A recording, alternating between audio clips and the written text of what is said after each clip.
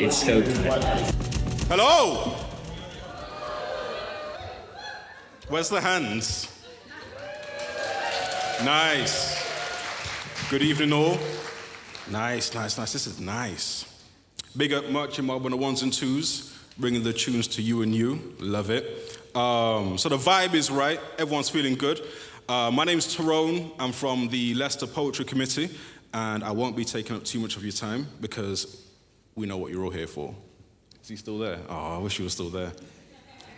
Like the Lord of Leicester. Right? So I just wanted to give you a bit of history of what we're doing here tonight. So I guess, wow, it's been a long journey, but what started with an observation really is how it started. And the observation was like, oh wow, Leicester doesn't have a Poet Laureate. And then that moved on to a question, a real simple one. Why the hell not? Especially if Nottingham does. You know what I mean? If Nottingham does, then what are we doing? So then we didn't spend too long, we didn't drown ourselves in the why. We started thinking about how we could make it happen. And this tonight is the result of all of that. And I really want to say I'm so proud of the Leicester Poetry Committee for your dedication, lending your time, your commitment to seeing this through fruition, and your having the courage of your convictions to making sure that we mark this moment in our city's history, because this has never been done before. Leicester has never, ever had a Poet Laureate before, and we somehow made it happen together, and I'm so proud of all of us for doing that. Oh yeah, go ahead. Don't ever hold back on a clap. Just let it out. Let it out. A lot of people don't know what Poet Laureate is, all right? So let's not act like we all do. We're still trying to figure it out as well. But Poet Laureate is a role awarded to poets to be ambassadors for poetry in their city and to represent their city wherever they go. So they are people who capture the essence of a place, and they're poets who are able to engage people of all ages, from the youngest person in the room, Rumi, to the oldest person in the room, I don't know who you are, and people who love poetry, and people who absolutely hate poetry. They find ways, gateways for people to make it engaging and make it exciting and make it fun. And I think our laureate does just that. And also, a city with a Poet Laureate is a city that takes poetry seriously. It's a city that makes a statement that poetry is important here. And by looking at the numbers in this room tonight, of all you people who have traded in your Friday evening, where you could be doing anything else, and you've sacrificed the finale of Traitors to be here, right? To be here, I know that Leicester takes poetry very, very seriously. And I think that's because poetry is the most accessible art form that there is, because all you need is a pen and some paper, and then you've got a poem. And actually, to tell the truth, you actually don't even need that, because you can create a poem and never write it down. So all you actually need is a word. And once you've got a single solo word, you're well on your way to being a poet. Some people don't know about poetry event etiquette, but phones must be on silent. It was in this general direction, and I'm just gonna go, I'm just gonna look away whilst you do your business, all right? So I think that's why we're all here, you know. Poetry is everywhere. Everywhere that we look, there's poetry. If someone retires, a colleague might write a little poem to send them on their way. If you go to Card Factory or Clinton's, there's poetry and a ton of greeting cards. If a child is born, a grandmother might write a little poem to commemorate the occasion, and when that grandmother dies, that child might return the same favor, you know? Because poetry is and always has been like a staple and a fixture in how we articulate our experiences and emotions as humans. And I think that's what's drawn, obviously the Lord of Leicester, but I think that's what's drawn people here tonight, is that exchange that poetry facilitates so well between humans. Enough said, all right? Event has begun, and it is my incredible honor to officially introduce you all to our Leicester's Poet Laureate, Akshay Mr Shay Sharma. I give love to show love, I don't give to receive. I pay it forward to the youth, don't want them to underachieve. The more I perceive the system, more time wanna leave. I know that death isn't real, so brethren, no need to grieve. I planted seeds for more life, found peace in my wife. I'm careful with every slice, like the hoof GB knife. Listen, only fact or true, wanna know, do your own research. Only. That's Leicester, by the way. Gosh. Certificate of Achievement. God bless. Thank you so much. Can we make a massive round of applause to the Leicester Poetry Committee for making this happen?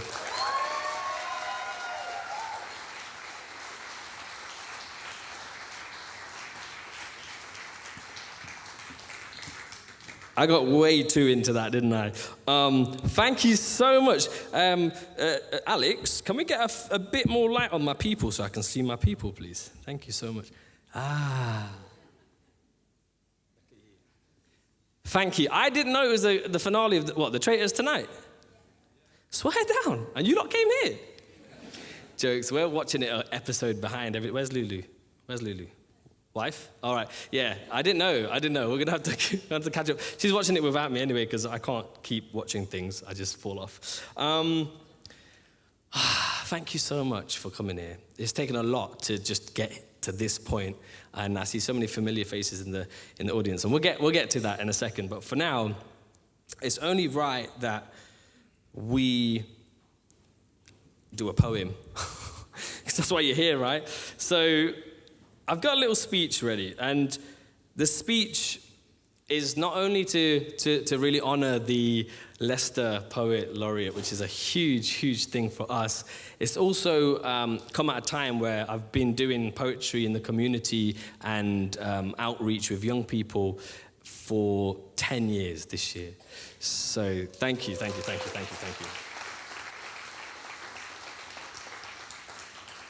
And I was really figuring out a way, how do I say thank you to everyone?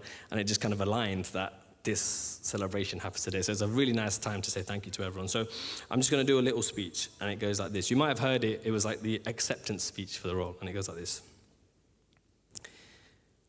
It's an honor to accept this title, but this isn't for me.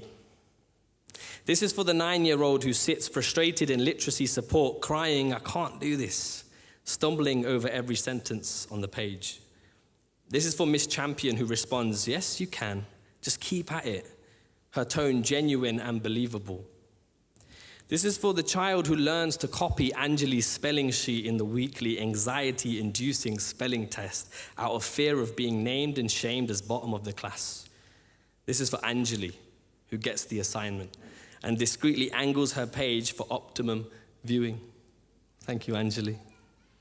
This is for the not yet diagnosed, potentially dyslexic kid who absolutely loves the hungry capitilla, who shrivels into a cocoon at the sight of black tower blocks of 12-point serif text on off-white paper, whose vivid imaginations opens up like a butterfly when given the right learning environment. This is for the child who, despite his barriers, fell in love with poetry. Thank you.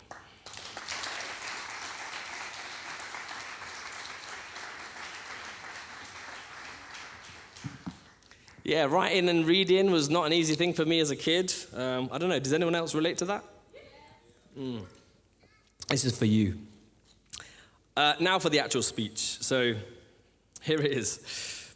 The younger me would never have imagined he'd be pursuing a career that involves so much writing. In fact, he'd probably shrivel up at the thought of it. But that kid found a safe space in performing arts and rap music. He quickly figured if he could speak it, he could write it, and if he could write it, he could read it. And now that kid stands here reading in front of all of you. Well, scary. First and foremost, I'd like to thank my beautiful mom and dad. Where are you? Can you make some noise, mom and dad, please?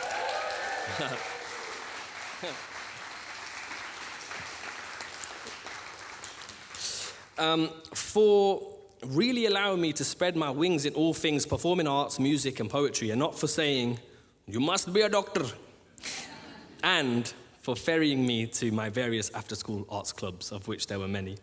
I was going to be a doctor, actually. That's a whole different story.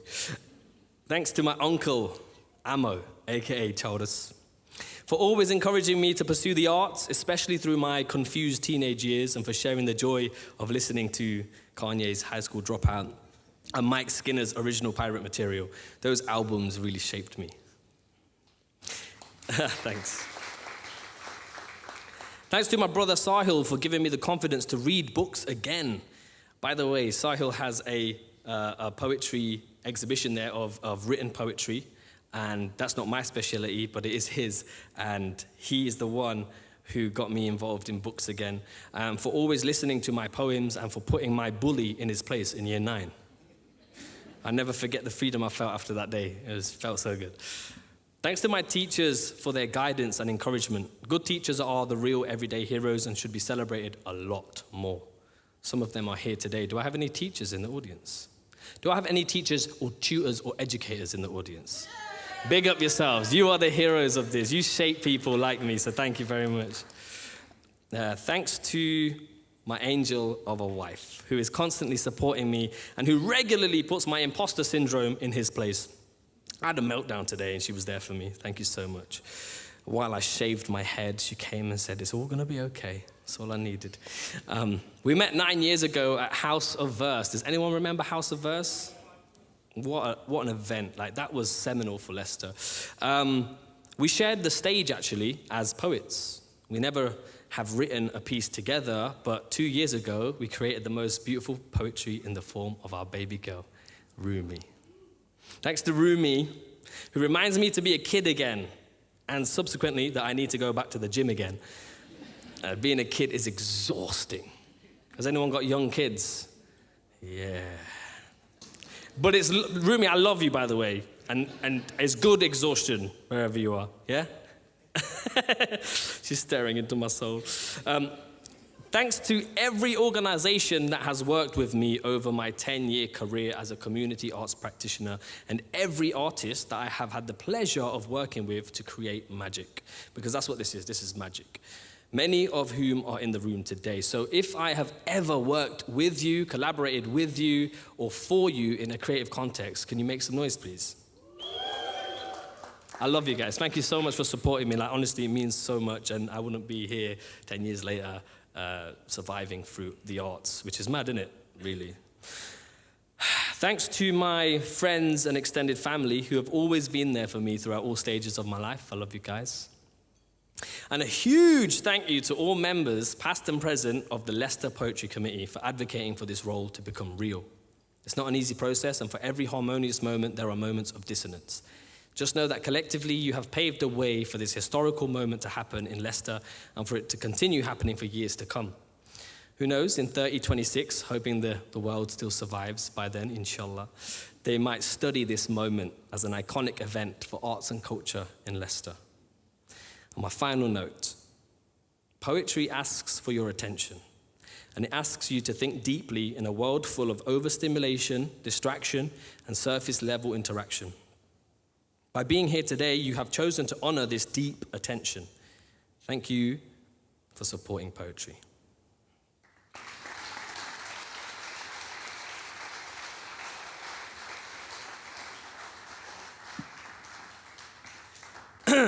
Now is the time to light the torch. This is called Flame On, because we're about to light the torch of the Poet Laureate, and for it to continue, and it's going to be passed on to every laureate that comes next. To do this, don't worry, Y Theatre, we're not setting fire to anything. But what we are going to do in classic concert fashion is I'm going to ask everybody to, if you have and are available to, get a torch out of some sort. I'm going to give some time for some photographers or videographers to come around, because this is going to be a special moment, we hope. And we're about to light the torch, metaphorically, with our torches. And what I'd love you to do is to cover the torch. Oh, it looks all warm and glowy. And what I'm going to do is I'm going to go, on my 3, 2, 1 count, I'm going to say flame on, like Marvel, and I want you to then release your torches and wiggle them like flames, okay? Tech, are you ready, yeah? Crew, are you ready, yeah? Look at that. This is going to be beautiful. Ready? 3, 2, 1, flame on! Who's that more fire crew? Aye. Who's that more fire crew? Aye. Who's that more fire crew? You say what you wanna say, do what you do. Like, oh, we're that more fire crew. Oh, we're that more fire crew. Oh, we're that more fire crew. But if you can't do, you're about to get slew. We officially have lit the torch for the Poet Laureate role of Leicester City. Wow. And long may it remain. And who knows, in 3026, they'll reminisce to the time that the Poet Laureate played Oi by Moi-Fi Crew. The link was More Fire Crew. It's about fire. Anyway, that's what we've got. Thank you so much, guys. I'm going to look at my running order and tell you what's about to happen. So, as the Poet Laureate, I think it's important that you guys, the people of Leicester and further, know what I'm getting up to. A little bit of accountability, a bit of sharing and transparency. So I hope to keep reporting back on the kind of things that I've been getting up to. Outside, I was asking people for a mailing list situation so that you can hear about the things that your Poet Laureate's doing. So if you signed up to that, thank you very much. You don't have to, but it should be entertaining. Maybe once a month you'll get an update. But here's your first update. Boom. Okay, so it was announced in September. So far, poetry-wise, we've done 17 children and young people workshops, 3 staff CPD sessions, 5 large-scale community performances, 8 schools have a poetry resource that I've created for them in their schools currently. There's been 1 play script that's been written for children. And also, I didn't write it, but I'm narrating Paddington Bear next week, which is fun. That's cute, isn't it? I'm in the middle of creating the Midlands Poetry Network, the Poet Laureate Network. So, I don't know if you know, but Leicester are catching up, and we've done amazing to get to this point. There's people like, or country cities like Birmingham, Coventry, Wolves, and Nottingham. Basically, the West Midlands had it sorted. The East Midlands are like, oh, what, Poet Laureate, yeah. So now Nottingham's got one this year as well. And so we're kind of like, yo, how do we do this thing? Because we're quite new to it. So we're kind of chatting. And then West Midlands were like, yeah, we've been doing it for a while. So I thought, let's do that. So I've got us all together. We're doing a poetry project, a campaign, and we're kind of have a mentoring thing going on, which is quite nice for all the Poet Laureates. So that's been really, really fun to set up. And there'll be a campaign releasing where we all collaborate over the different cities. That's exciting. Poetry resource. Anyway, lots of good stuff is happening, basically. Do I want to shout out about anything? Has anyone been to Jewry Wall Museum? Yes. So if you go through the experience of the Jewry Wall Museum, you'll see my face at the end, where we do a poem all about Leicester and how it's so multicultural and how it has been since the Roman times, which is a really cool project to get involved in. So that's kind of like a Leicester legacy kind of thing. And you can read the rest. But national coverage, it's really important that we shout and we get this role out while we've got it in the first year. The first year is our prime, and we need to shout about it. So, yeah, we've had some ITV Central coverage, and the Poetry Society has accepted and written about us and said that Leicester's got their first Poet Laureate. So that's a national thing. That's the GOAT of poetry. So, yeah, really, really cool thing. So there's a bit of an update as to what's been happening so far. End of my TED Talk. Let's get into some actual poetry. You want to hear some poetry? Yeah, that's why you're hearing it. Has anybody been to a poetry night before? It's good. Is anyone first time in a poetry night? Yes, those are the ones that we want. So, you're about to hear a poetry set from, that one, guest poets lineup. From some poets that I have had the pleasure of meeting and connecting with, meeting today for the first time actually, but on socials and WhatsApp. Various voice notes have been exchanged, and it's been really, really nice to get to know who you are. And I'm going to introduce them on stage, and we're going to start with our first poet, who I'm going to tell you a little bit about. I've got some bios and stuff here, which I'm going to read for you. I feel like I've got loads of computers here. I don't need them, but I got so much going on here. Let's introduce the first poet. Harmony. Harmony, yes, you know Harmony, yeah? Okay. Harmony's poetry is born from a deeply personal healing journey, beginning as private dark words written for release nearly 7 years ago.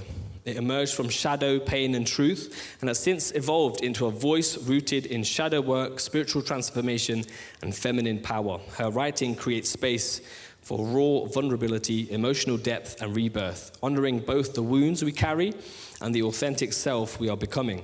She is the self-published author of Chronicles of a Healing Goddess, available on Amazon. So if you like what you've heard today from Harmony, please go support her. And it brings me great pleasure to introduce to you Harmony! Make some noise! Amazing. I'm going to give you this. Please, yeah.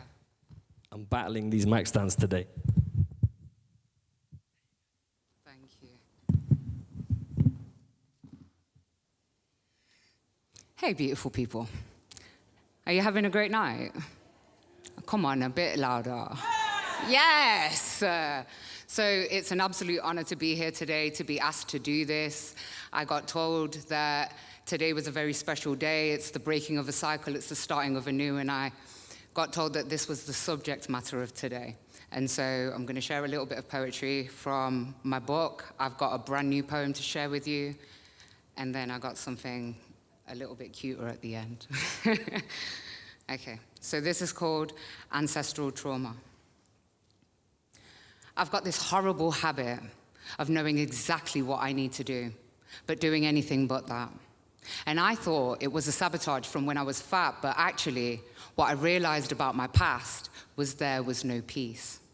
I spent so much time beneath my own requirements that I had no idea that that seed was coming from me betraying me. So fast forward to the present day, where I found my silence in so many which ways. And all I've wished for is the peace to stay, but I got attuned to chaos. And digging through my layers of freeze and fawn, I was scared of conflict. I was scared of my peace. See, when adjusting to your needs wasn't the normal place, I found that when I faced my biggest challenges, that I had this tendency to reach a certain stage, and then I would sabotage in some sort of way because the flow was taking over. It's like violence, assigned to a folder in my mind that comes to find me every single time it sees that I'm on the precipice of something divine. So my payoff was me being able to whine about my life not being in line, just to realign and fight the same fight that runs down my ancestral line. My family tree had to fight for everything. So like a song that keeps singing, I can hear generations of women ringing that it feels like a sin to be your most calm and empowered self. It suddenly dawned on me that no one in my lineage had ever experienced real health. Women held their breath, moved in stealth, and would do everything for everyone else without any consideration for self. But that was just the time and the hand that they were dealt. But that lit a fire inside of me.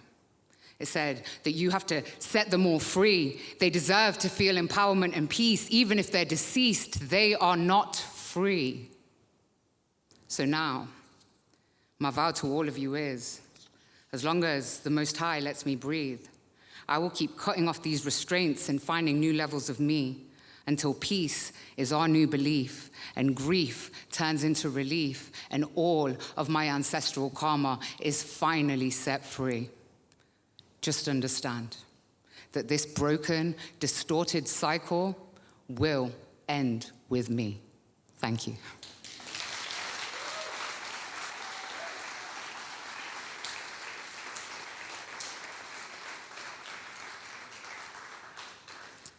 Okay, so I'm not really a fan of reading off phones, but this poem is about 2 days old, so please bear with me. I did not want to massacre it in front of a group of lovely people that I can't see properly, but there are a lot of you. And so this is called Spring Ready. Left, right, and center, I've been tying up loose ends. I've discovered this soft center, but like a mountain, I won't bend. There are no masks here, and no pretend. And the thought of overextending myself makes my skin crawl. I'm not willing to defend who I am, not at all. And my worth is not a negotiation, and that's just law. And I've got this crunching happening in my core, because I know that I'm built for more, but it hurts when I can feel the waft of all of these doors slamming shut in my face. I'm learning on all levels patience and grace, even if it leaves a bad taste. No matter how fake or the perceived time waste, it's all a part of me in the making. Every ending is laced in a new beginning. So I cry, dance, write poems, and keep singing, watering all of these seedlings for what I'm ushering in. Because after a harsh winter's shedding, it's time for spring. And sometimes it's just accepting that a real growth season doesn't always start by looking like a win. Thank you.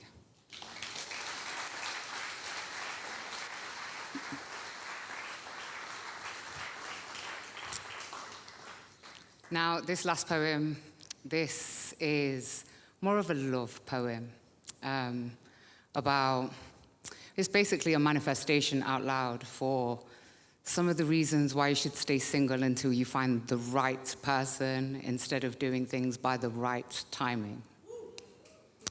So this is called Single. Stay single until someone makes your existence easy, like breathing.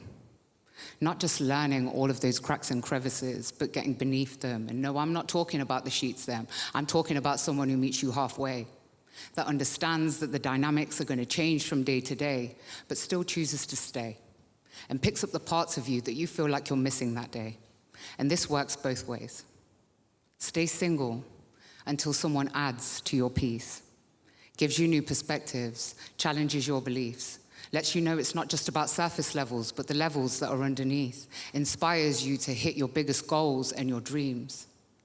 Someone that recognizes that there are going to be bad days, but on those days still chooses to show up in a way that makes you feel safe.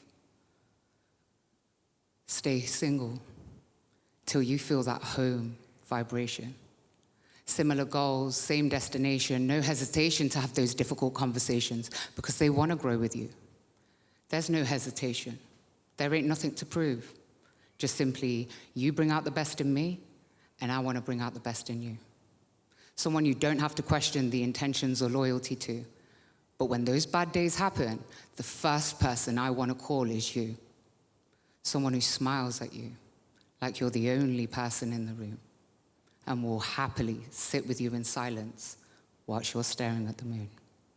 I'm Harmony Keynes. Thank you very much.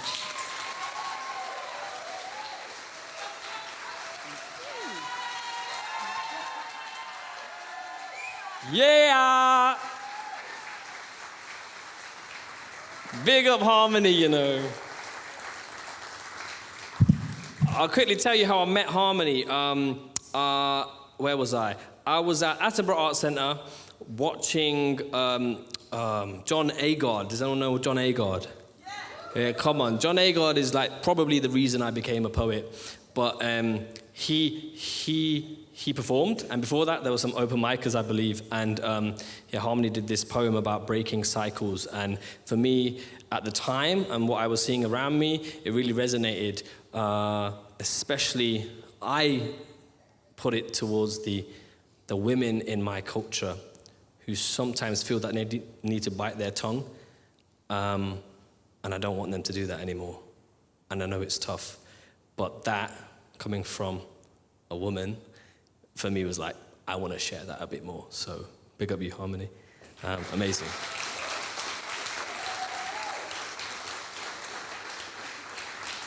We're done with the old and we're doing the new stuff. That's what I want to say, but you said it better. So next up, I'm going to introduce, bless him. He was meant to be here, but he couldn't make it. H. Grimm, one of my favorite rapper poets in Leicester. Just imagine he's here. Give him a big round of applause. Oh, yeah, go on, H. Graham. Amazing poetry. It's really good. If you don't know his work, go check H. Grimm. We came up like in a rap crew together. We were like the Brown Wu-Tang back in the day. And I would have been ODB, and he would have been like, I don't know, like Method Man, I think. Yeah, so he was a captain. Yeah, so instead, what we're going to do is something very, very excited. This happened just before we got here. Is it happening? Oh, it's very exciting. So, because H isn't here, I'm so excited to do this, I'm going to invite my wife, Lulu, on stage to share some poetry with you. Is that all right? Yeah!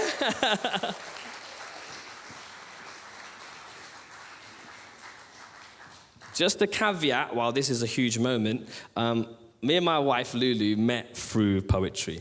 And we met on the stage at House of Verse, as I said before. And yeah, every time she doesn't perform as much as I'd like to hear it, but when she does, it really strikes a chord. So yeah, welcome, Lulu. I can't see anybody. That's really intimidating. So yeah, I feel like I was blessed with some like level of writing skill, and it led me to Shay. And then when I met Shay, that skill just evaporated into nothing. So the poems that I'm going to speak to you come from me 10 years ago, a more hippie version of me. So they still ring true, but they're just from a slightly more hippie perspective. So excuse like can I have some more light so I can look at people? Is that okay? And let's be blinded. Oh, that's a bit better. Okay, cool, that's a little bit. You'd think it'd be more intimidating, but it's not. Cool. Which one shall I start with? Everyone else has had pens and paper, and with a 2-year-old, I have not had a chance to do that, so we'll just see how this goes. So a little about me. My name's Lulu Rose. I like to play about with spoken word and prose. I don't use big words. I don't use fancy lyrics. I just want my message heard, and I want you to hear it. I want to up the notion that the motion is in gear. I want to spread feels of love, not fear. I want to give ideas for a more connected society. I want to share thoughts towards your enlightening. I want to help spread the positive vibes. I want to unite us in one rainbow tribe. I want to up your creativity. I want to encourage spontaneity and happiness and love and real communication. I want us to realize that this world is one nation. So smile at a stranger at least 10 times a day. Give a waiting driver the right of way. Give a little of what you have to a non-profit charity. That might help to save your sanity. Be kind to operators working the phone. Buy a sandwich for someone who doesn't have a home. Smile, especially when no one else is smiling. Rethink about what needs prioritizing. Once in a while, buy a big issue mag. Try to not let the little things make you mad.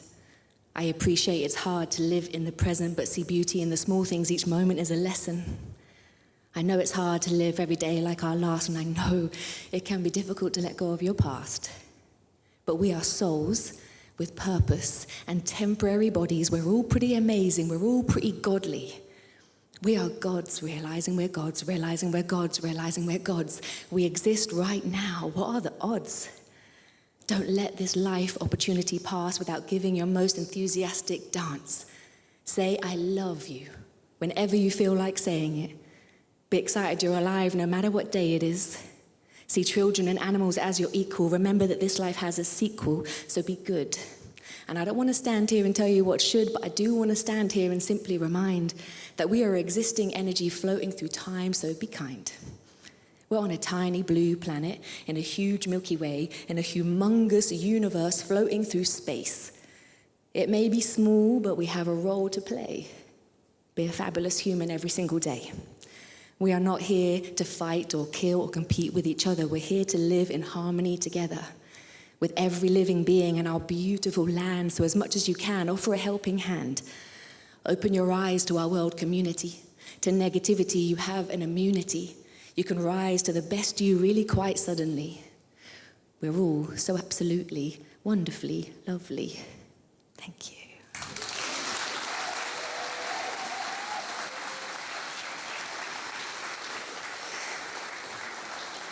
Thank you. So you hear it. You hear the hippie-esque me that wrote these poems. She still lives on, but she's a mum now with a mortgage, so. I've just got one more for you. And I haven't done this one for a while, so if I don't get through it, I'm going to walk off the stage and we'll just call it a good night. Travel. Travel far enough until you find it. Travel, because this life is precious as well as time is. Passing quick, so spend it wisely. And there's no time like the present, so now is timely. Go to where the sun sets on the equator and you come eye to eye with your creator. Go to where we speak another language or two, and pointing smiles and laughter will get you through. Go to where there's literally no space on the train and all the kids either stare or want to know your name. Go to see some animals that you've never seen before. Give food to some strays and then go and feed some more. Go to where the waves crash onto the sand. Go wherever you end up without having made a plan. And without actively looking, just know that you'll find it. Without even knowing what you're looking for, just put your trust in time. And then take yourself out to wine and dine with. And if you don't like wine, have water with lime in, or whatever you feel like, because this is your lifetime. Your lifetime. Every minute in your life is yours, not mine. So go on adventures with you spend time with. The process is progress. Now's the time to forgive and to dream big and to really live and to fall in love with the one you're living with. Because I don't just want to watch Netflix and chill. I need to go out and explore what's real. I don't want the highlight of my week to be going to the same place where I like to eat. I can't spend every day waking up on the same street, and I can't die wondering who else there was to meet.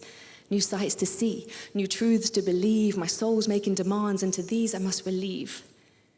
Because the world's way too big to spend in one place. Life's way too short to not catch a few planes or a few tuk-tuks in a few different countries, challenge our normal and set our mind free, face a few fears and get lost a few times, because you always learn that everything turns out just fine.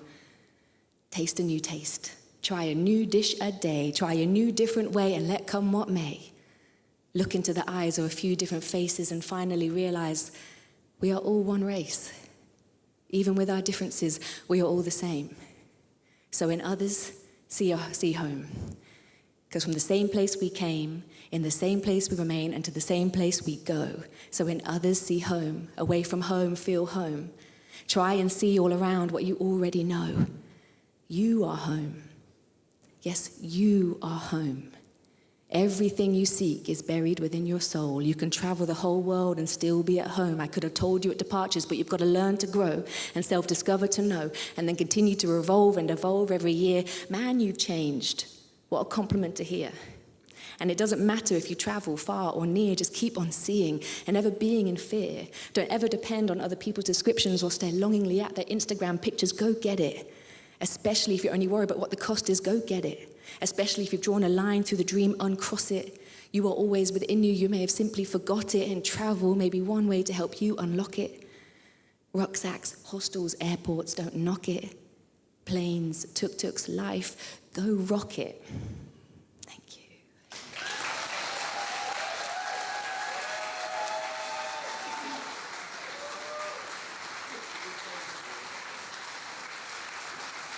That's my wife.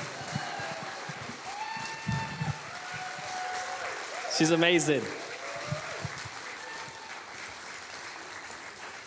And all of that stuff, hello, all of that, I didn't see you up there, all of that stuff that is in that poetry is true, and is the way she is raising our child so brilliantly with such good principles and outlook on life. So it's a blessing, actually. I'm really glad Harpreet couldn't make it. But we gave him a round of applause, so it's all good. So yeah, I love you. Thank you so much. Cool. We're gonna, how are we doing? Are we all right, yeah? Good, good. Poetry first timers, where are you again? Are we still okay? We're hearing words? It's good? Fantastic. All right, let me know when I'll do something different, like just to change it up, and then we'll get words back. But yeah, because, you know, attention spans and all that. But you did amazingly. Safe. So, let me just get them back. Sorry, I just lost them completely. I'm just... I I'm very excited to introduce the next act. The next act is like a champion hitter when it comes to poetry, like accolades, belts under their name. She's a poet from Leicester. She released a music and spoken word EP titled 10 of Swords under her alias Mouse Teeth in 2024. Her poetry engages with grief, magic, and heartbreak with brutal honesty. In 2024, she was longlisted, here we go, for the Glastonbury Emerging Talent Competition. Ooh! And in 2023, she won the Semantic Slam Poetry Championship. Woy! Here's the clanger. She was also shortlisted for the inaugural Leicester Poet Laureate role. We're talking serious hard hitter. I gotta watch my back. But it's not like that. It's all love. And I'm so happy that we can have somebody who was involved in the whole process as well of the Poet Laureate role to represent on stage today. They were there on the shortlist for a reason. And I'm really happy to introduce on stage Nancy Dawkins! Make some noise! Oi, oi!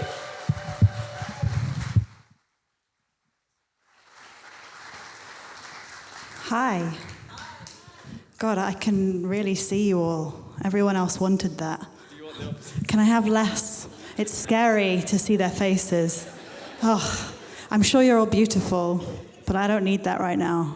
Especially with the glasses, it's just glare, mostly. I'm Nancy.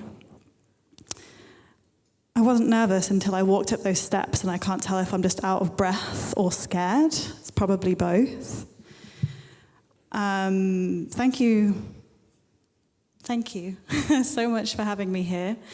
I am incredibly relieved that I didn't get the role, because I do not want to be doing that. I'm incredibly impressed by the amount of effort and consideration and time and care that's been put into this event and all of the Poet Laureate promo and workshops and everything that's been done. Could never be me. So I'm going to read some poems. Show of hands, who's ready to be really depressed? Good. There is no self-help here. I have no answers. There are no answers, and if there were, there wouldn't be in my hands. I deliberated quite a long while on what to read tonight and thought, it's a community event. There'll probably be lots of people who don't really engage with poetry that much. Maybe I should read something that's, more accessible. And then I thought, I don't have anything that's that, so I'm just going to read what I read. Content warning. I think there's probably kids in this audience. Death, heartbreak, love, sex, all of the good stuff. No swearing, though, so we're fine there. This is called I Think of You First.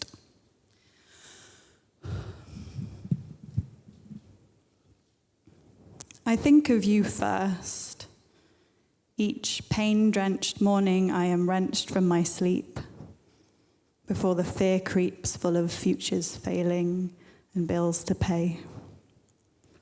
Before the faint and oblivious bird song reaches my ears, I think of how you kissed me like a fist unfurled for peace, tentative and hopeful. That fist closed so often I learnt to prise it open with my tongue and then my teeth and then any part of me that made you soft or hard or need me. The day comes like a wave and I swim okay, thinking of you less and less, laughing more. The stalked deer in my chest stills itself, The pull to run becomes less potent until evening, filled with food and friends, forces up the thought, fleeting, of meals you never made me, rooms you never held me in, at the end of trains you always missed. The night comes with its storms, and faced with too much space, the call of deeper wounds throbs too loud. I soothe them with the wound of you, the smaller, sharper ache, a balm. I hope, like a prayer, that you think of me in these warm, sad moments. I try not to care, but now your mouth is in my mind, your ghost hand in my hair, and though I may try to fill your space with others, as the night fades into dream-shaped memory and my armor drops with my breath, I think of you last. Thank you. Who's sad? This next one is equally as sad, maybe a little less, I don't know. She says, it's about being ill. Is there anyone else here who suffers with chronic illness? Yeah, I had a very quiet yes. So I've got one person, that's good. This poem is about the symbiotic relationship that you can develop with a house when you've been housebound for long periods of time. It's also about reckoning with my mother's death as part of that. It's called House on a Hill. This house on a hill holds my haunted body like a mother. This fortress of mine whispers in my ears only and expels the interlopers who dare not believe that these walls can talk. On days when my body is made of nothing but lead and ghosts, my pulse pumping in the plaster as surely as in my eyelids, I cannot tell brick from flesh. No seam where I end and house begins. The rats in the decking return each month, relentless as grief. Dead masses filling up a void like cancer in a pancreas, and I hear the scratching, reminding me of mortality as if I wasn't aware enough already. For months, I found sticky silver trails meandering across the carpet and hunted for the culprit, only to find that I am the snail, housebound and slow-moving. And when the doctor revealed a problem with the architecture of my bones, I hadn't the heart to tell him, you don't need x-rays to see my faulty foundations, just come round for tea. Men, as they will, came in the night, loud and brazen, forcing entry. Little did they know that locks can break to reveal more locks, and this house holds the spirit of my mother, or this house is my mother, or I am my mother at heart. Thank you.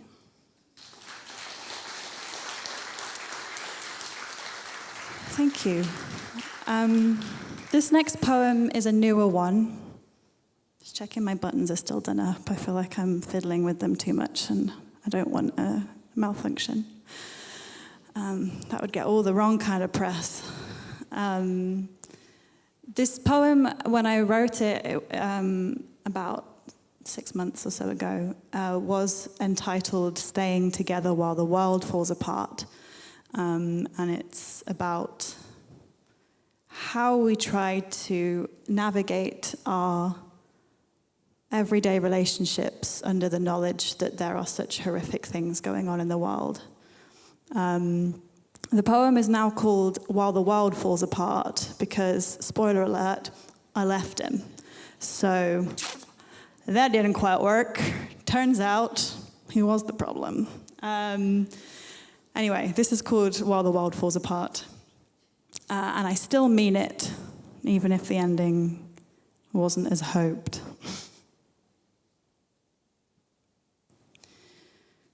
People are mostly good, I say, as the bombs drop and the bills pass and the land burns up around us.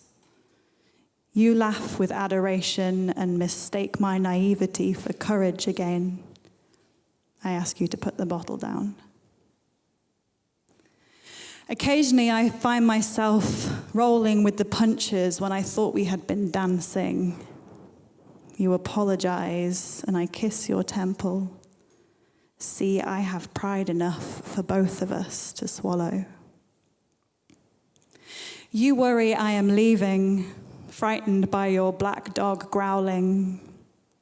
I worry you are leaving, a martyr to my potential, as if you are the problem, or as if I am not also a problem, as if you have not seen me blue and howling and brought me breakfast each morning to my eternal sickbed. Between us, there is no easy villain. You save all the snails in the garden, and I weep at poetry. What chance did we have in this precious, awful world where bees sleep in foxgloves and children die in my phone? This blessed evil time that brought me you amidst the horror show. I do not blame you for flirting with death, and you do not call me a child for believing my love alone would be enough.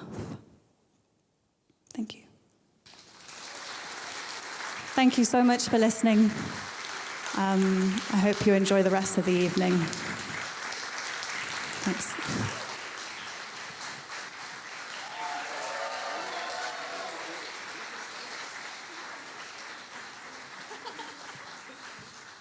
Nancy Dawkins, everybody!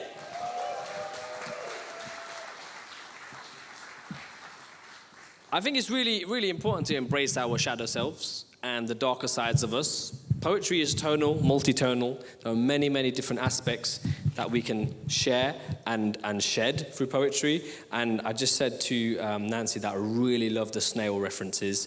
And she's got a tattoo of a snail on her arm, which is incredible. So I really love the attention to detail with that one as well.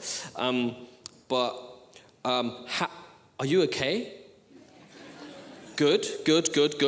That was my all-female lineup.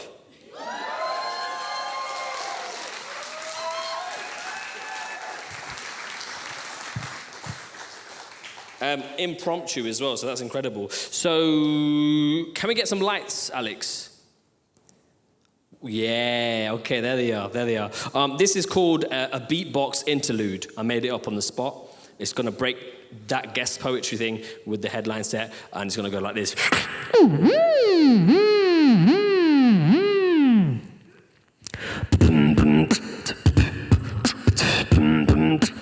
Does anyone like hip-hop? I'm on a whack, yeah!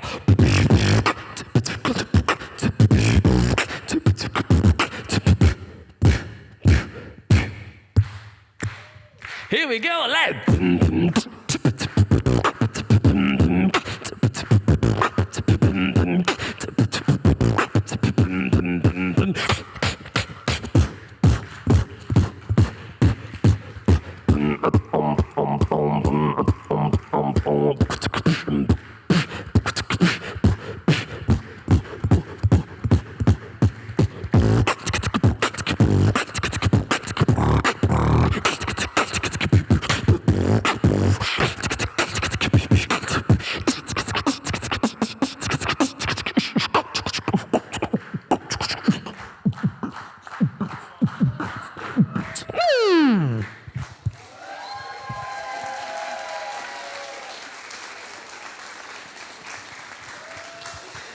We like to have fun with the mouth. Steady on. Thank you so much to my guest performers for blessing the stage. I do feel like the stage is blessed, actually, from you guys. I think it's been primed, it's ready. And are you ready for the I wasn't finished. First ever Poet Laureate headline set of Leicester.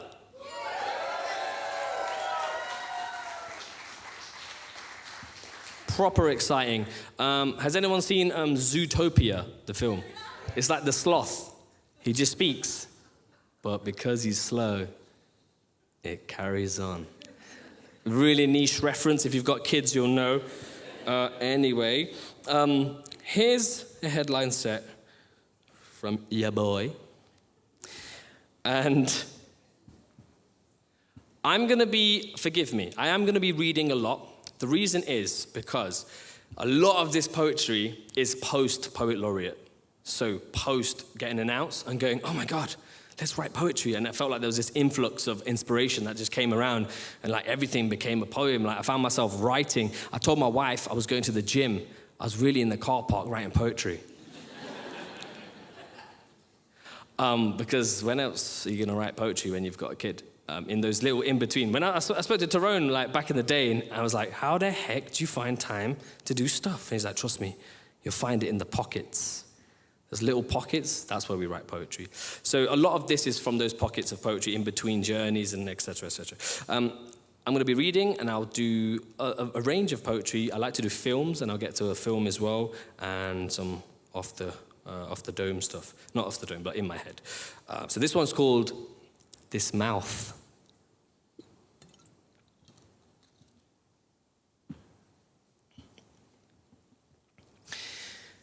This mouth. This mouth is my instrument. This mouth can be intricate, with letters and words, sentence and verse, or I could just let it burst like...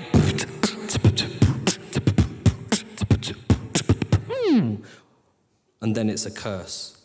Sometimes I can't stop this rocket racket. This motor mouth won't stop flapping, probably till I'm dead in a hearse.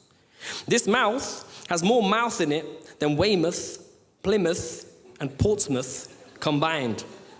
If you know how to spell, you'll get it. Mouthier than any boxing sportsman. Sometimes it's just awkward. Other times I think if there was nothing left on this earth, I'd still have my mouth, and it's a blessing from birth. And this expression is worth more than 1 million pensions and perks, priceless. And it didn't cost a penny. And if I say it, you can be sure that this mouth is the mouth that belongs to the horse, my favorite orifice. The hollow pit that you can swallow with and spit knowledge with. Be a voice for the voiceless, help you find yours. Break shells like oysters and shout for a cause. This mouth is more than an instrument. It's instrumental. It can move your soul, or it can change the world. So ladies and gentles, let me have your attention. Lend this mouth an ear, because the show is commencing. Thank you.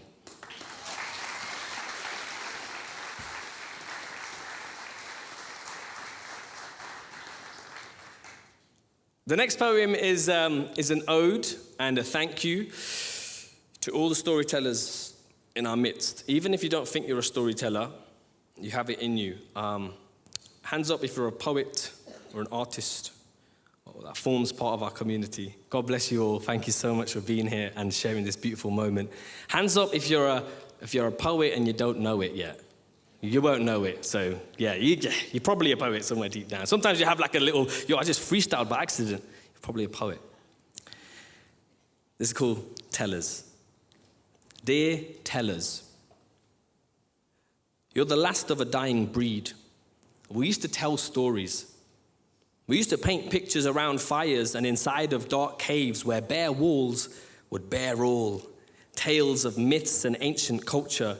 These stories were more than just words. These stories were the intergenerational conduit keeping us in touch with our ancestors, roots, history. These simple pictures on walls left space for imagination. The skeleton on which we would hang every detail, to hang on every word. But walls turned to brick, and bricks turned smart. Held tightly in our palms, capturing every moment in high definition. Simple paintings turned to pictures so vivid, they outcompeted the moments of reality they captured. And when pictures said 1,000 words, they left no room for imagination. So dear tellers, leave room for imagination. In a world where stories are seen in fleeting snapshots, speak them, paint them, tell them. Thank you.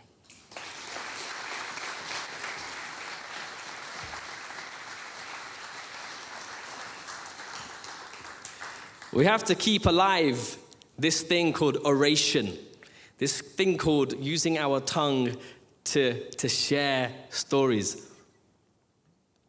I found myself the other day being guilty of not doing that. And I said to my brother, I said, yo, we went to a really good thing yesterday. I took Rumi out, man, look at it. And that was my story. Dead. You know, let's talk about it. Let's paint pictures, you know. And then share the picture. And they can match up the imagination with the picture. Anyway, it's so easy to do it nowadays, but to tell stories is a beautiful art form that we need to keep alive. The next poem is arguably one of my favorite poems ever written in history. Personally, as in my own poetry, not like in the world. Like there are way better poets, but for me, I really like this one. It's called I Come From. And yeah, man, I hope there's very, very niche references here. If you're from maybe like the 90s, you'll get a lot of these references, more so than if you weren't. But anyway, hopefully it resonates with everybody. I come from the DIY generation, not the build a shed in a day, jack of all trades one. Nah. This DIY required a different type of toolbox, a pen, a pad, a PC microphone, a cracked version of Fruity Loops, and a packet of Juicy Fruits. But no Sugar Rush was sweet enough compared to the buzz and the feeling of building a grime beat, writing 64 bars and uploading pure fire to MySpace. Writer, rapper, producer, distributor, engineer, we mastered being the jack of all trades. I come from meet me at the shop at 6 o'clock, penny sweets and bike rides around the block, grazed knees, but they were pain-free because we were just scratching the surface of life. No stress and no problems as long as we were home before dark because the wrath of mum's wooden spoon was a force to be reckoned with. I come from discipline and etiquette. And if it ain't broke, don't fix it. And if it is, mum will stitch it because we may do amended, no Gucci or Fendi. We rocked hand-me-downs because those were trendy. And it was baggy, not fitted, because that was part of the image. I come from Spark It and Bill It, Croggies and In It. Drop me your digits. This ain't Cockney, it's Midlands. It's Midlands! I come from Eskimo rhythms, Screwface and Stimpy and LimeWire. To download tracks for the hi-fi, and High Five was the Facebook back then. I come from playing Snake on the infamous Nokia 32. Named after the number of times it could be dropped on the head and still used again. That number. It was called hardware for a reason. I come from 10-pound top-ups and WAP. WAP means something very different nowadays. Google it if you don't know what I'm talking about. Missed calls directly translated to I ain't got credit, call me back. I come from Leicester before Premier League victory. You know that place between London and Leeds? Not quite south and not quite north, somewhere kind of in between. And what we were trying to say back then is we were kind of our own breed, and there's no place like the Midlands, just give it time and they'll see. LC, that's where I'm from, where the tigers roam free. I come from the aftermath of hip-hop and the first wave of grime. I come from the time that Chipmunk and Chris Brown were on the same track on the train tracks. I was born a champion was the song, just in case. And Tiny Temper delivered grime and R&B's love child and named it Wifey Rhythm. I come from Britain. I come from South Asia. I come from a brand new flavor of a second generation, the perfect combination like chips and curry sauce. A samosa with a side of ketchup, of course. And a pint of lager with a packet of Co-Fresh crisps for that signature chili and lemon twist. Co-Fresh, come on. Co-Fresh crisps. Here's a big up for an outskirt area of Leicester. Wait for it. I come from playing Kirby on the streets. Kirby's Ghost Trap, Kirby Hoovers, Kirby Muxlow on the outskirts. Big up. Anyone from Kirby Muxlow? There's always a few. And Kirby Cushy, Kirby Gum. On a Bollywood one. That's a Bollywood film, like the greatest in all time. On a Bollywood one. Where the heck was I? On a Bollywood one. I come from, where on earth am I? Bollywood, Belgrave. I come from Belgrave. Does anyone else come from Belgrave? I come from Belgrave. Not quite the ends, but they weren't mine. And my beginnings, in fact. I made my first handful of friends there.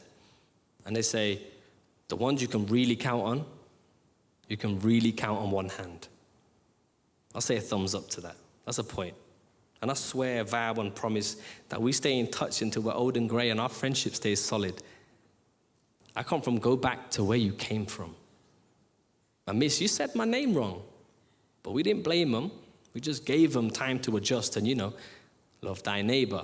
Because now we wave the same flag and sing the same song. I come from freedom and hardship. Now I'm a free-loving artist. And you can see where my heart is. On my sleeve, it's a target. So you can hate me or you can love me. But I know who I am. And it took all of the above to raise this kid into a man. Thank you.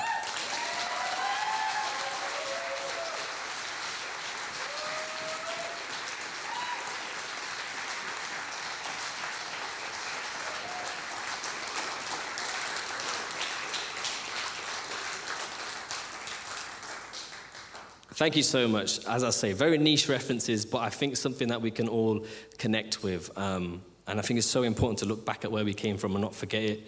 And it's actually a beautiful process to do so. So I've had a really good time writing that poem.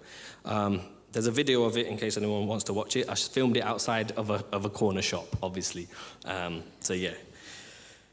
The next one, I would like to introduce a different type of poetry that I deliver, and that poetry is video format poetry. So a lot of my work, like the portfolio of my work, I think I've missed a trick here because I'll explain. Poets usually publish books. That can gain monetary value. You can sell those things. Me, I upload my portfolio to YouTube, which gives me nothing. So I've missed a massive trick. But anyway, you can find my published video poetry on YouTube. There's a playlist of all of it. Specifically for this laureateship event, myself and the official media sponsor of the Poet Laureate whole campaign, not just of this today, of the whole campaign, is my very, very good friend who's behind the camera right now. He goes by the name of Rob Heslop. Can you make some noise for Rob Heslop?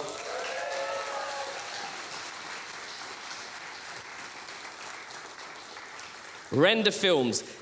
He has not asked for anything. He has taken it upon himself to just document the process. This is a historical moment. The guy's a whiz, and he's just doing it. And so are my photographers today. My whole media crew are incredible today. They're all volunteering their time. We'll get to the thank yous afterwards. But we're going to share with you a film that we recorded at, was it the Space Park? Just to show the kind of quality we're trying to go for with this. This next poem is called This City.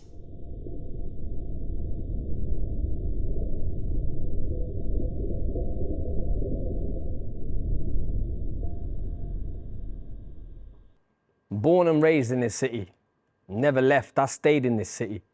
And I've seen change in this city, but one thing that remains in this city is the way that it sticks together. There's no place the same as this city. You see, if this city was as gritty as sand on a beach, we would be the grains of this city.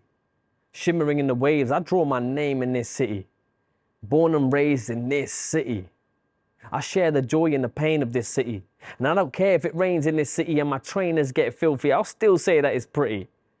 But it's not the skyline that makes it beautiful, nor the bright lights that make it glisten. It's the shimmer that you see in every person that you meet. Yeah, it can rain in this city, but at least I'm at the beach.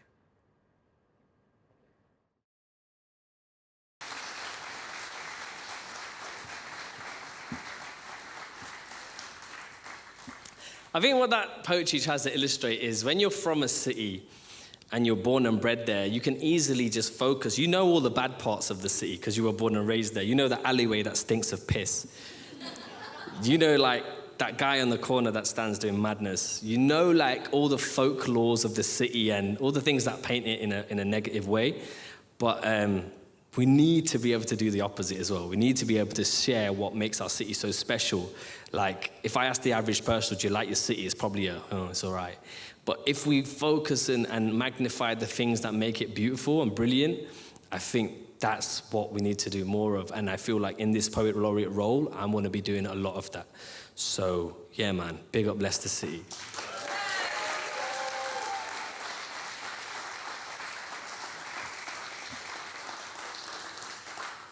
But notice in that poem, I never said Leicester once. So if you're not from Leicester, take that and apply it to your city. Yeah? Cool. Caveat. I also want to do a massive shout out. The poetry playlist that I mentioned earlier, a lot of it was archived by the brilliant director and filmmaker, Kieran Vias, who's right in front of me. He's done so many videos with me from back in the day when I was just starting out 10 years ago. And yeah, check the work out on YouTube. We've got so much. So big up Kieran Vias, man. I love you. I love you.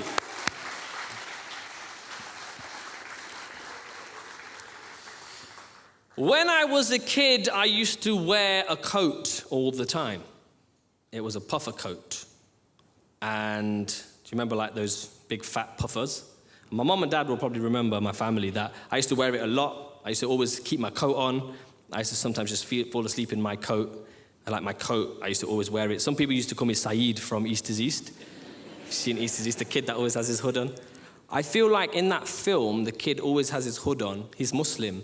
And the idea is that he's scared of circumcision. So his head's always in his hood. I feel like that's the reference. Anyway, now you're going to get it when I say it. It's called metamorphosis. My coat of arms, my arms and torso in my coat, safe and snug and protected. I'm young and I'm growing. Inside my coat, inside my shell, my puffed up puffer like an inflatable boat, better yet, my life jacket. I'm the Michelin man, a walking sleeping bag. Sleep in my coat, live in my coat. Saeed from East is East in my coat. My head's in my hood. Don't want to remove it. Time to remove it. Tickle tackle all gone. Shed my skin. My armor's off. Hang it up. Exposed. No coat of arms to keep me safe.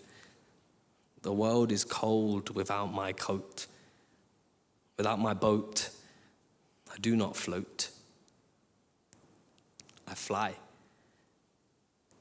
Cocoons must be left behind. Thank you.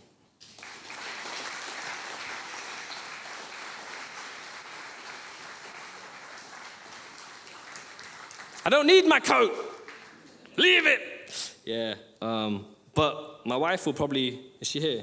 She'll probably say that I still do it nowadays sometimes. I still wear my coat. I come home sometimes and I'm just in my coat for ages and I just feel warm and snug in it. But I have let it go, I promise. Does anybody like roti? Rotis. Chapatis. It's a Caribbean thing as well, isn't it, rotis? It's an African thing as well. Rotis are symbolic of homemade food. A warm place in my heart. This is a little story about rotis and mischief. It's called Rotis on the Roof. I used to throw rotis on the roof with such precision you'd think my favorite sports was discus. Whizzed up through the air like spinning moons or satellite dishes until they crash landed on the top of my neighbor's brick shed roof. Out of sight, out of mind. But don't worry. Yeah, you heard correctly. I used to throw rotis on the roof, but they weren't going to waste. After all, one man's trash is another bird's dinner. The crows would flock and gather, pecking away at the warm dough, whilst my brother and I ran back inside before Mum entered the kitchen again. Finished! We'd announced with pride, and it always worked. Our feathery accomplices never squawked a word. You see, when we're young, we take everyday things for granted. Roti was one of those things. The dal and sabji would change on a daily basis, but the roti was always the same, whether asli, elephant, or chakki, atta was atta. We grew sick and tired of scraping the plate with the same old boring beige buttered roti. So when Mum would say, I better not see anything left on that plate, we saw it as a challenge. One roti we could manage. The second needed planning. We quickly learned that we could use our neighbor's shed to shed weight from our dinner plates, and off they went. But now that I've fled the nest, Mum's roti is no longer an everyday thing. Mum's perfectly shaped, full circle rotis that would rise like hot air balloons on an open flame. Golden butter melting on soft dough, kneaded and flattened by Mum's clapping hands, channeling the feminine grace of Gidda from villages back home. Hot steam dancing from a stack of garam rotiya straight into my nosy nostrils.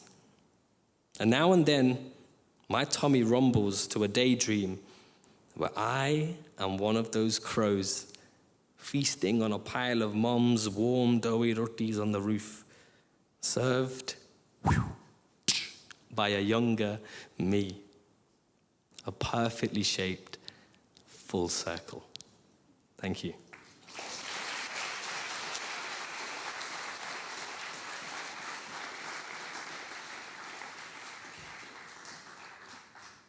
We all right, yeah? Poem about roti. Never thought you'd hear one.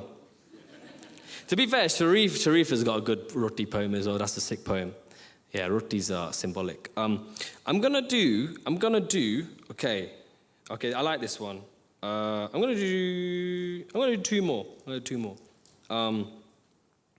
Should I do 2 or 3? Just honestly tell me. 2 or 3? Swear down. What, you engaged, yeah?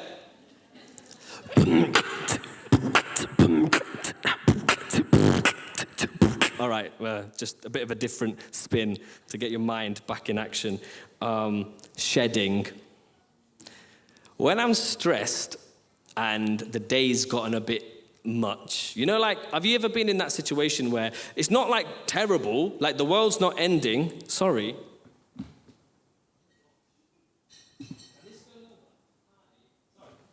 I can't see, okay, is that okay? I can't see your faces.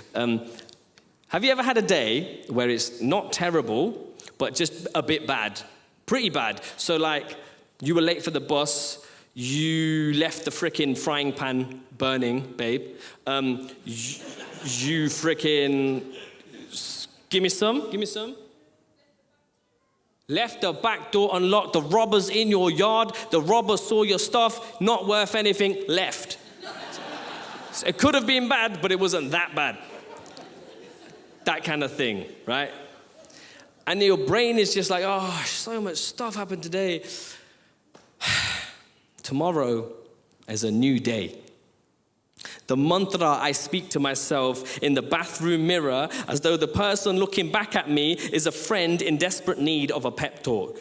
After surviving a day of being grated down by the world and now looks like the tiny end of a block of cheese, you know the blurred line where you're not sure if you're grating the cheese anymore or your fingertips? You've probably just added skin cells to your homemade pizza, but it didn't cost you £1.50 for the extra topping. It just dropped in. The cost of living is disgusting. The bathroom is a ceremonial place where we return to water. The last room you visit before bed, the first room you return to, the tiled echo chamber where your inner thoughts reverberate and swirl around in your mind like mouthwash at the end of a long day. The final buildup of brain fuzz that you brush off and spit down the drain. Wipe and flush away any clinging thoughts that churn in your gut. Exfoliate and scrub any doubts that surface and stick to you like thick oil secretions. Where the steam of hot water effervesces through your orifices. That should be orifices. And soothes your chaotic mind. The bedtime ritual that prepares for your sacrifice. To sleep and to wake. To die and to be born again. The final stop before we lay to rest, surrendering to waves of sleep cycles and pitch black. Samsara is the ancient belief of reincarnation, where we spiral through cycles of life and death symbolized by the coiling naga or snake. So when you wake the next morning, mourn the old you in the form of 300,000 shedded skin cells. Your scales may show a lighter weight. And when you return to your bathroom mirror, the person looking back at you isn't the person who once did. Today, you are reborn. And when the world grates on you again, remember, a snake sheds its skin to grow. And tomorrow is a new day. Thank you.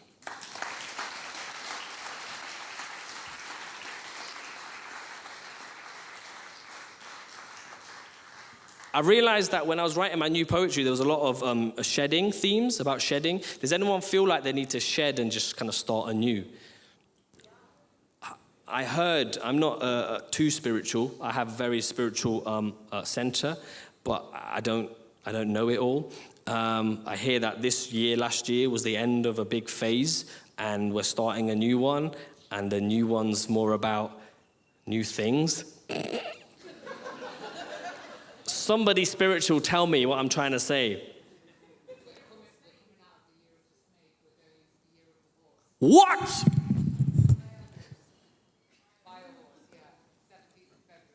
We're coming out of the year of the snake. I didn't even know that. And that poem was about being a snake. Shit. Poet Laureate, ladies and gentlemen. I'm out. Joke. Yeah, that's sick. I really like that. Is anyone prone to making lots of mistakes? Clumsy folk. I am one of those clumsy folk. I've always had butterfingers. I was always crap at catching. Me and my brother used to play lobby. Do you remember lobby, where you lob a ball? And literally I'd be like, it'd go straight over the neighbor's house. It was bad. I was really freaking bad. Yo, my friends, you know that I'm rubbish at sports. Do you know that? I think you're rubbish at sports anyway. Yeah, you're dead. I've seen you kick a ball back. It's chaos. We're bad at sports. I found my tribe. But anyway, clumsy people, right? Warning, swear words. So if you care about swear words or have minors, I have a daughter here. Babe, yeah, okay. Everything that goes wrong is a lesson to learn from.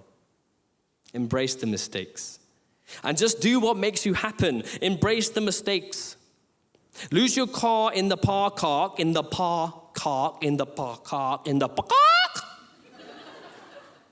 Don't be too chicken to cock it up. Mistakes are segues to new ideas. When life gives you lemons, make meringue. And spell meringue wrong. How the heck do you spell meringue? I spell it 3 times. Spell meringue wrong. Meringue wrong. You're not even speaking words at this point. It's just sounds, so embrace the mistakes. Be rough around the edges. Your tough outer shell is tired of perfection. Love the wrinkles and crinkles and dimples. Wait. Don't be afraid to call out your mistakes and rephrase. Are sand dunes a mistake? Are mountain forms a mistake? Then neither are the natural slopes and folds of your body. Embrace your wisdom. Return to reality, my friend, where mistakes are a guarantee, my friend, and the expectation of perfection every second of your waking life is insanity, my friend. Is insanity, my friend? No, he's not. He's a twat. So embrace the mistakes. In the words of Mike Skinner from the streets, fuck it, duck it in the bucket seat. You made a mistake. Own it. You made it. Congratulations. No one can fuck it up like you can. That's you, man. Only human. So learn to love mistakes. For she will humble you, crumble you, and build you back up. And when you're sitting on the top of your ivory tower, she'll remind you that your house has multiple floors.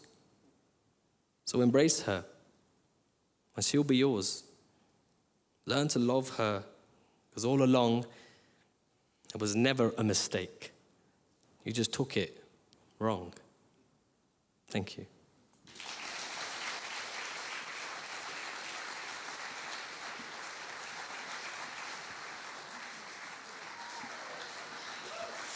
Just been standing a lot. Thank you so much. Thank you for coming with me on this really self-absorbed poetry hearing. It's just, I'm having a lot of fun. Are you guys having fun? Poetry first timers, where are you? Just make some noise. Okay, you're still kind of lively. That's good. That's good. This is my final spoken word piece. I really like this one. I think this is my favorite. I've just eradicated the first one. It's this one. I really freaking love it. It's called Kids Raising Kids. Has anyone heard people say, oh, it's like kids raising kids nowadays? They're having kids too young, they're not ready. It's true in my case. Anyway, I'm going to read this poem, and it's an ode to my wife. Where's my wife? Is she still here? I'm kind of obsessed about my wife. She says I'm not, she says do you even love me? And I'm like, I've written 3 poems about you. And I gave you a slot.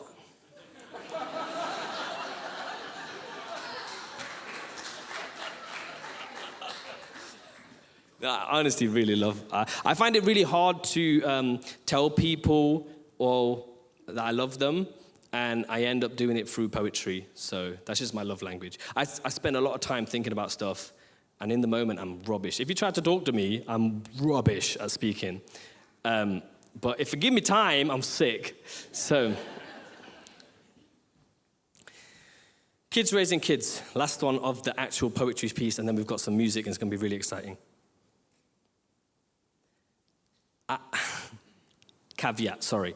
I just moved into a new house and I renovated it with my wife. I never felt more like a man, you know. I learned how to lay a freaking patio. Shit, I've got sciatica now. Don't do it. Call someone. I saved I saved lots of money. But yeah, what else did I end up doing? Babe, what else have I done? Tiling. Yeah, I tiled the bathroom. What else? DIY Pro, safe. So that's the caveat. But I'd never felt more like a man than on the day of my wedding. I mean a big man, doing proper big man adult stuff. But ironically, that same day, I vowed to remain a baby. Here's some context. Early on in mine and my wife's relationship, I discovered she sometimes spoke in a baby voice. The first time I heard it was on the phone. I thought she'd put her niece on the line to see how I'd react with a child as a test of my soft nature and paternal character. It turns out this was just baby voice. At first, I'd be caught off guard every time I heard a baby's voice leaving the mouth I'd just passionately snogged. But before I knew it, I was involved. And that was risky for a young man trying to be a grime artist. in the studio like, yo, hold tight, boys, innit? Yo, my thing's belling my line, innit? 1 second. Hi, Angel, you okay? They'd stare at me as though I'd been possessed. But isn't that just early love? Possession by hormones and honeymoon phase. This was no phase. 4 years later, I'm at the altar vowing to keep baby voice alive. Promising to keep communicating in our creepy little love language. Behind closed doors, we were two excitable children playing mummies and daddies until it wasn't a game anymore. We had a beautiful child of our own. There's a saying that's hissed by the lips of the older generation. Nowadays, it's like kids raising kids. This was no unprotected teenage accident. This is what it looks like to change the narrative. This is what it looks like to feel truly protected. You see, when we stood at that altar, that vow wasn't made to my wife. That vow was made to the Lulu trapped inside. The child that still has to wipe away her own tears. I vow to keep her safe. That she can keep the light on in the dark room that she lives in without having to hide in the shadows. That she can express pain and joy without judgment. And that one day it's okay if she decides to leave the room, but it's always okay to come back and stay. I vow to love her and the pain that she bears. Pretty deep, I know. But I'll tell you what's not deep. Baby voice. So next time you hear me answer the phone with, hi, Angel, you okay? Because I'm a big man, doing proper big man adult stuff, and you better not forget it. Okay.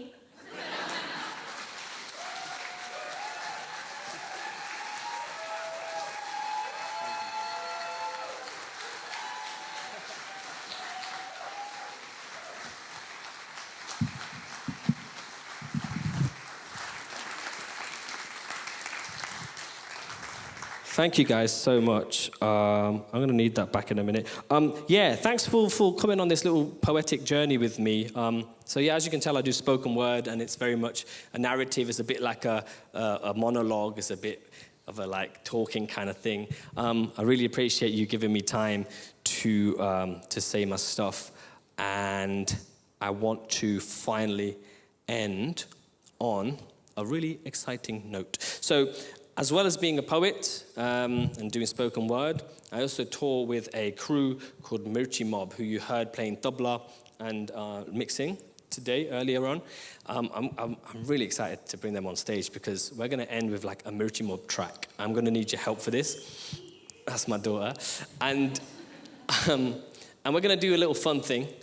And then I've just got a load of thank yous and bulletins for you. Then we'll finish the night, and then we'll all chat and have a real fun time, and they'll play music at the end. So that's what to expect. So please put your hands together for my crew, Mirchi Mob.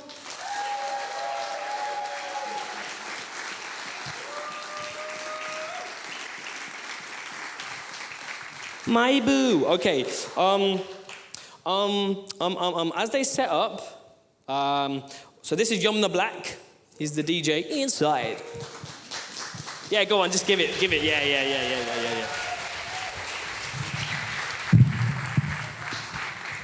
And this is Hari Trivedi, tabla genius.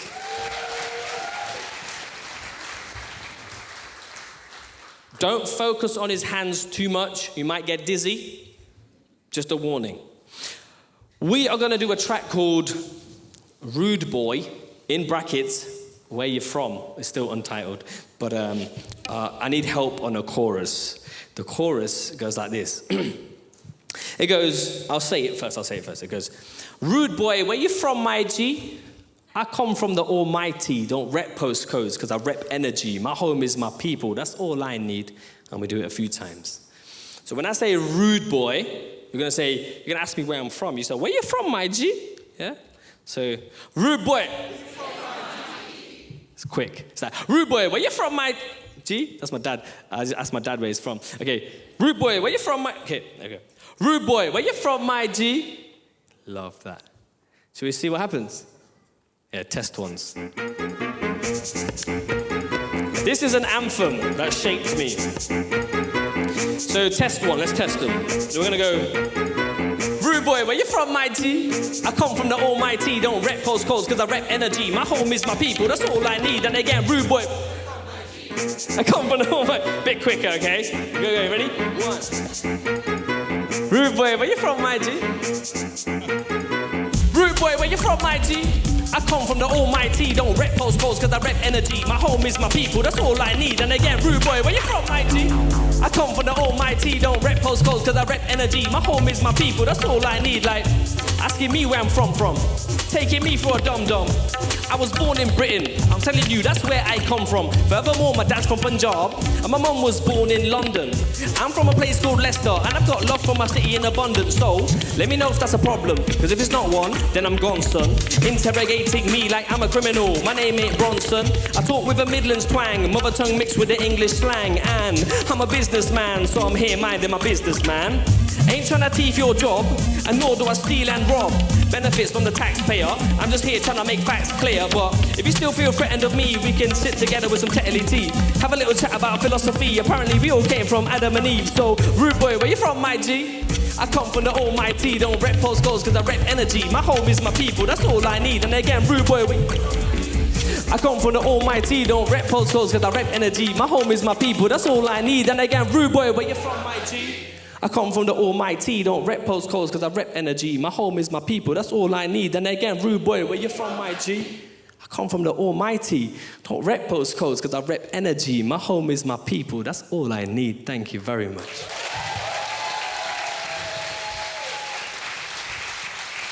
Hari Trivedi, Yumna Black. We're gonna see them again in a second. Thank you so much, guys. Guys, you've done so amazing to sit with me and listen and just focus and just be there and take it all in. Like I said at the start, it demands a lot. It demands a lot from us to sit and be still and listen. And you've done that today, and I felt really connected with you guys, so I really appreciate that. And that's what it does. That's what the oration does, man. It keeps us connected, and that's what we're here to do. That's what our beautiful poets are here to do, and that's what we will continue to do. It's now my pleasure to do the big thank yous, okay? The whole thing took ages to plan, and just to get you guys here was incredible. So we're gonna do some thank yous. I'd love for you to do big claps as they come through. So first and foremost, I would love to thank the Y Theatre. Give them a big round of applause. Paul and Callum, thank you so much for making this happen. I really like to thank the front of house crew. Thank you so much. I'd like to thank the bar staff for keeping us sustained. The sound and lighting team, make some noise for the sound and lighting. Please make some huge make some noise for my guest poets, Harmony, Lulu Rosemary, and Nancy Dawkins. Loved it. If you haven't seen already, to your left is my brother who I spoke about earlier's poetry exhibition. He set that up himself. He's written all of that poetry. He's got where is he? He's got thousands of poems, or hundreds, and he has an Instagram page, and he's sick. His name is Sahil Sharma _writer. Yeah, what? .writer. It's all there. Go read it as well as hear it. And his poem is very Sufi-based, very mystical, and very ancient. It's beautiful work, so go check that out. Make some noise for my volunteers, Khadija and Blaine. Khadija's there. Big up you, Lioness Khadija. She's also a poet. Make some noise for Mirchi Mop, one more time.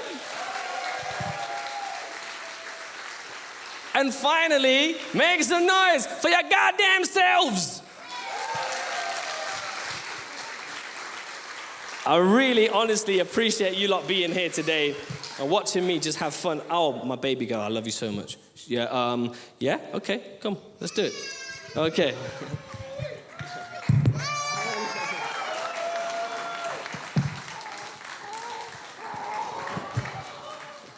I love you, it's okay.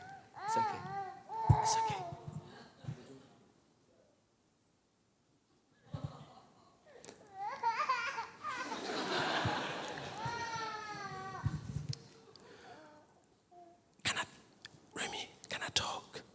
say something.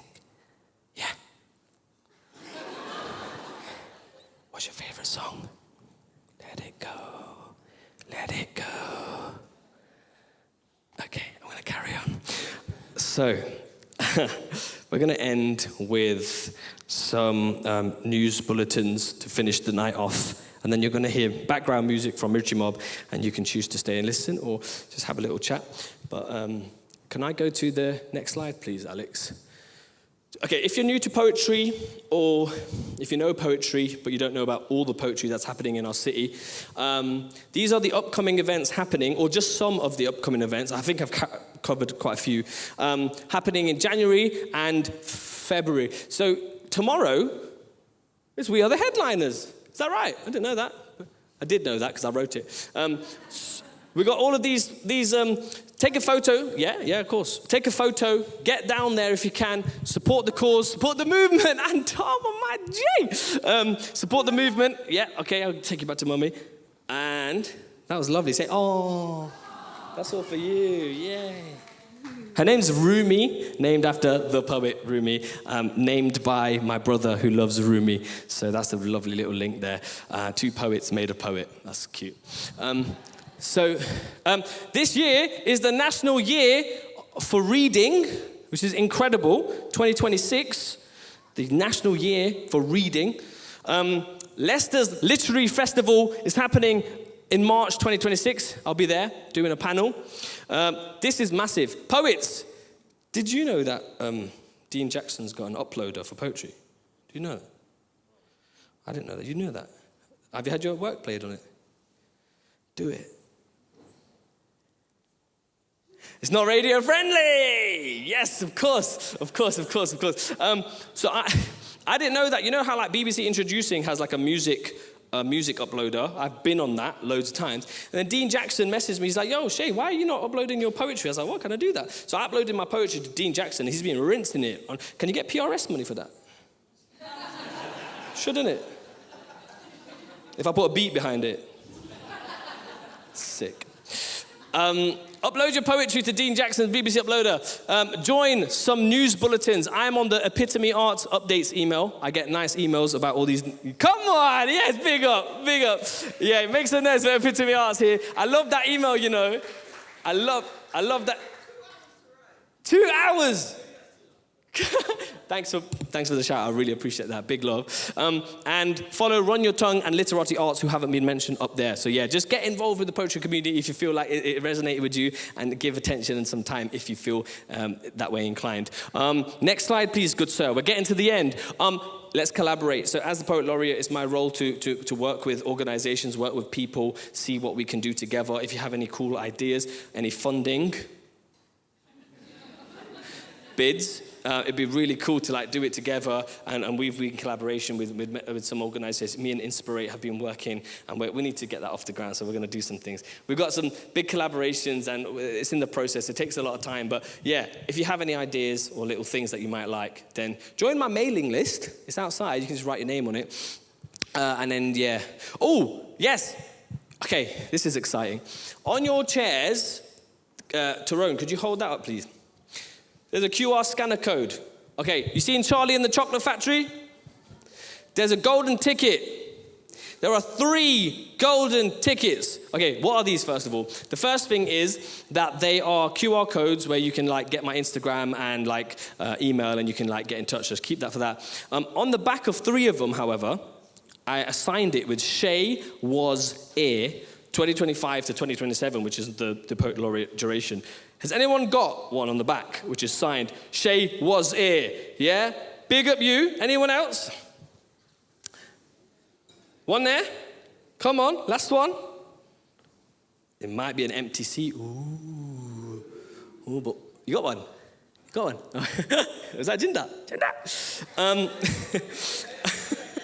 Okay, you got it. Is that you? Yes, big up you. So you 3 lucky winners are going to Shay's Chocolate Factory. No, what you're going to get is when, I don't know what Shay's Chocolate Factory would be, but I think it works. I might work on that. But this year I'm going to publish my first collection of poetry. Thank you. And Yeah. They're no longer just going to live on YouTube. There'll be tangible books that you can read, and I'm in the process of collating all of the poetry, a lot of which is in that collection that I performed to you today. So when that is published, you 3 people, yeah, if you feel that way inclined enough to, oh, hi. Do I know you? No, I don't. No, I don't. Okay, I might do. Are you a poet? Oh, yeah. It is, yeah. What are you saying? You're good. You got one. Big up you. Oh, yeah, big up your family. Oh, my God. God bless you. From back in the day. God. Yeah, we got to talk. You did? At Highfield Centre. What's your foundation? Antoine Akpom Foundation. That is exactly it. That is one of my foundational moments of becoming a poet and a rapper. So God bless you guys, and thank you so much for coming in. God bless you for winning the thing. Yeah. Yeah, man. Crazy. That's years ago. So you're gonna get, once that is published and ready to go, a free copy of that book, and it will land in your house, however. But please contact Khadija. Khadija, put your hand in the air, get your email down, and then when that book is published, I'll deliver it to you guys for free. Thank you very much for taking part in that without knowing you were taking part in that. Okay, so that's that. Next slide, please. We're rustling to the end. Let's talk money. Okay, so let me give you some background information. I'm going to leave you with this. The Poet Laureate Fund, I've set up a crowd fund. This is so that the Poet Laureate role, not just me, the Poet Laureate role, can have a pool of funding that they can use to do things. Just so you know, setting this up takes a lot of money. All my volunteers, all of my artists have done this for free tonight, put on a free show for you, which has been incredible. My photographers, my videographers, the Y Theatre have given this to me in exchange for some workshops. It's all been done off of community graft. And I want to show that council people, if there are any council people here today, that this is what community can do, and this is how we can make poetry events happen. You know, I don't want to make a loss on doing things like this.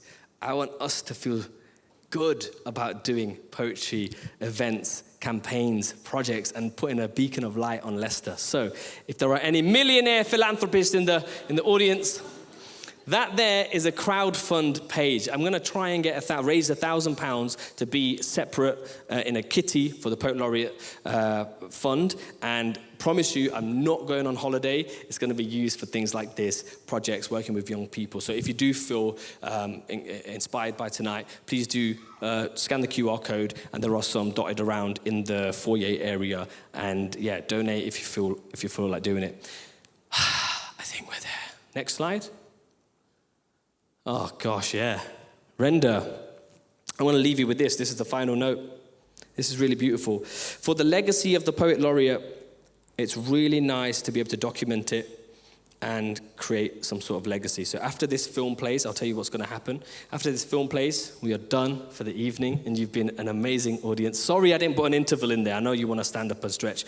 Like, I need to do that afterwards. But you're going to see this video. It's 2 minutes. It's a project I'm working on with Render Films, University of Leicester's Emma Parker. Where are you? Emma Parker, yeah.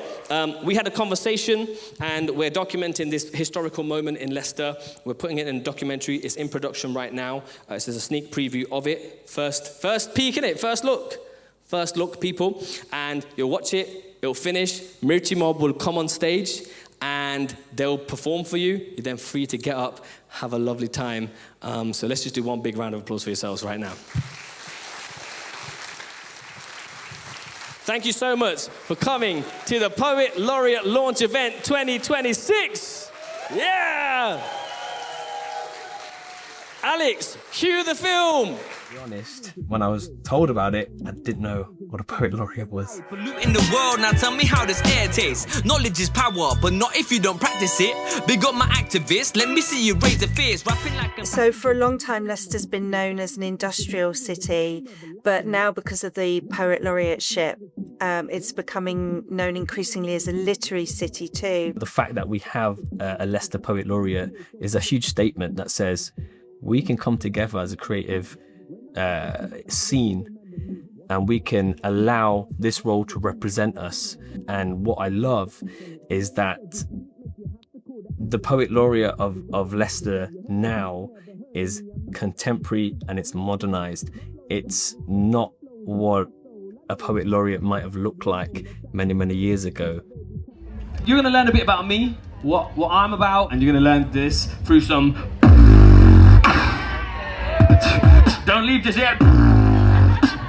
My interaction with people, how I fit within Leicester, how I reflect Leicester and Leicester reflects back to me. That's the fuel to my poetry. My purpose to craft these verses and help my people grow like the grass on this earth, and nurture first to reverse the curse that make you feel so worthless. Burst the surface and see that you're perfect. The poet W.H. Auden said, poetry changes nothing. Do you agree? Bollocks. Okay, I'm so sorry. To end, what's your message as Leicester's Poet Laureate? I think it's the idea that poetry is for you. This is my purpose to craft these verses and help my people grow like the grass on this earth, and nurture first to reverse the curse that make you feel so worthless. Burst the surface and see that you're perfect. My grandma told me that she left it all to destiny. She said it all comes together like a recipe. You just let it be and leave the cooking to the chef, you see. I guess I'll only find truth when I rest in peace. Peace, peace, peace be upon thee. But it seems that these people just want beef. Wage war to make a wage out of war. Lay down the law to get a stake out of cause. Break down the door. Say that you're poor and they choose to ignore you. Show you the door cause they're choosing their fortunes. Forgive them for they know not what they do, but their change will come soon when the stopwatch is due. Before you do it, ask yourself one question: what you doing it for? Yeah, what you doing it for?